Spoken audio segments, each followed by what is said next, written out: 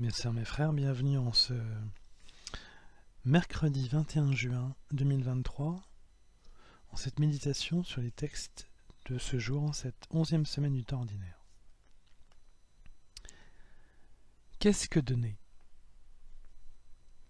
Les textes du jour se concentrent sur ce sujet, tant notre rapport au don est essentiel pour les envoyés en mission que nous sommes. Depuis la Pentecôte, c'est une question importante, car en mission, nous rendons un témoignage. Nous représentons l'Évangile en parole dans l'annonce, mais aussi en acte, par notre comportement. Et parfois, les gens sont plus sensibles à notre manière d'être, et c'est cela qui va conforter l'annonce de la résurrection. Par ce questionnement, est-ce que la résurrection a changé la vie de celui qui l'annonce ? En effet, si nous ne sommes ni joyeux ni généreux dans notre attitude, comment rendre crédible la bonne nouvelle ? Le psalmiste nous enseigne pourquoi donner, lorsqu'il dit « L'homme de bien a pitié, il partage à pleine main, il donne aux pauvres. À jamais se maintiendra sa justice, sa puissance grandira et sa gloire. » D'abord, le psalmiste fait appel au sentiment naturel partagé, c'est-à-dire qu'un homme de bien est nécessairement généreux. Pour faire le bien, il faut montrer des actes d'ouverture et des dons, au moins des actes de don de soi. Et il faut le faire avec grande largesse. Il nous dit à pleine main. Mais il nous précise aussi que la conséquence de ces dons en abondance pour celui qui le fait sera d'être maintenu dans sa justice et que sa puissance grandira et sa gloire. Si nous sommes maintenus dans la justice, c'est que nous sommes alors relevés du péché et maintenus durablement dans un état de sainteté par cette action de générosité.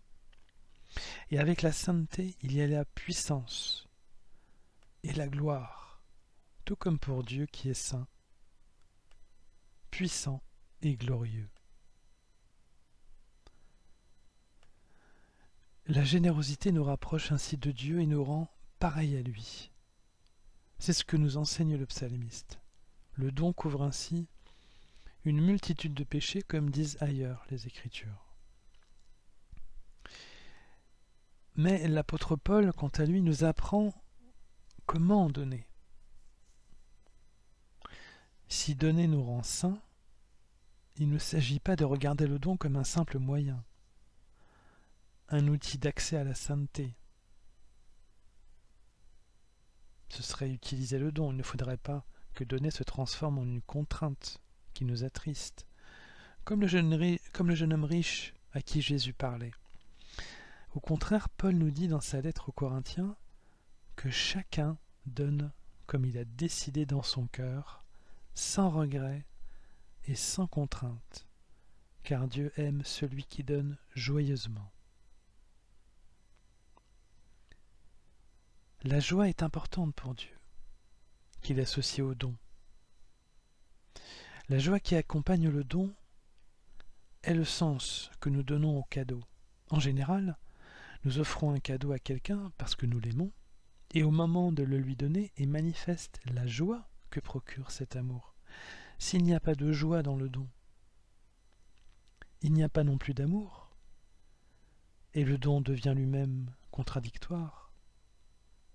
Pourquoi donner si le don, qui est symbole de l'amour, est dépourvu d'amour ?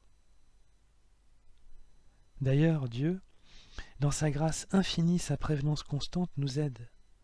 Paul précise bien que nous n'avons pas à nous en faire, puisque Dieu fournit la semence au semeur et le pain pour la nourriture. Il multipliera la graine, il donnera la croissance à ce que vous accomplirez dans la justice.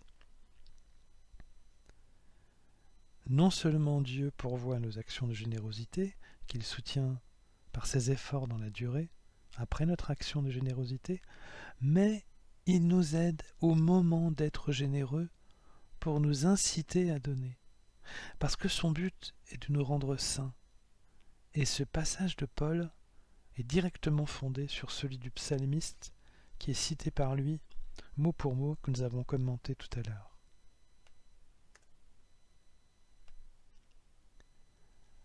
L'Évangile nous précise quant à lui comment donner, non pas comme Paul sur la manière de considérer le don lui-même, c'est-à-dire sa taille, son volume, sa constance, mais comment donner sur le plan spirituel.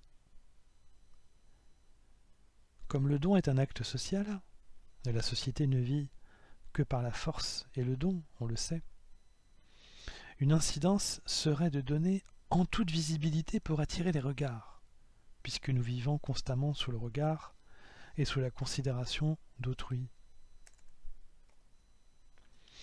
Cela est parfaitement normal et humain. Toute la société conforte ces sentiments profanes. Pourtant, Jésus insiste sur le fait qu'un don réalisé en visibilité sociale ne prendra pas tous ses effets spirituels. La société nous rendra justice, certes oui, et encore pas toujours, puisque la force et la compétition sont premières, et que le don est second dans l'ordre de ses valeurs. Mais ce faisant, nous ne recevrons pas toutes les bénédictions du don qui lui sont associées et dont parlait le psalmiste, à savoir la sainteté, la puissance et la gloire. Jésus réclame un don qui n'est pas fait comme les pharisiens.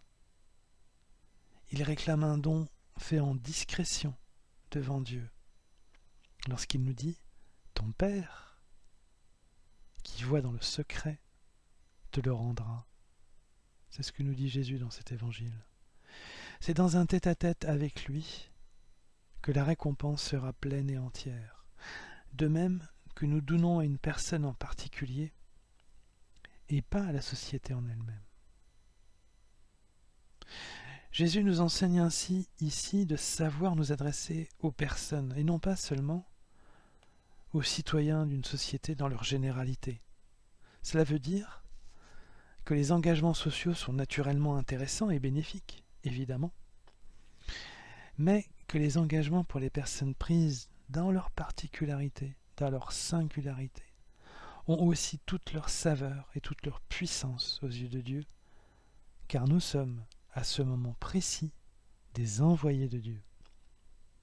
Nous montrons à ces personnes le visage de Dieu qui est celui de Jésus-Christ. Alors, mes sœurs, mes frères, sachons donner pour être les bons visages de notre Seigneur qui restaure les personnes et les relève. Notre don, notre amour est un bras que nous tendons à la personne qui est à genoux. C'est un acte d'amour, comme tous les actes que Jésus fait avec simplicité. C'est un acte de sainteté qui nous rend et qui rend ces personnes comme Dieu.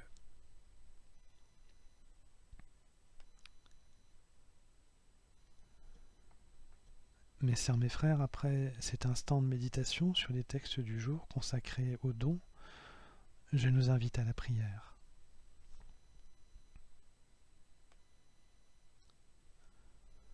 Ô Dieu Père, tu n'as pas cessé d'être généreux en nous donnant par ton Fils ton amour sur la croix. Et tu nous habites. Sache nous guider pour les dons faits aux personnes que nous rencontrons, que nous leur donnions largement pour les relever au nom de Jésus-Christ. Comble-nous de ta prévenance, éclaire-nous sur ce que nous pouvons donner sans calcul, mais avec ta joie immense, afin que nous témoignions de ta sainteté, de ta puissance et de ta gloire, pour qu'elle soit relevée et pour toujours avec toi. Amen.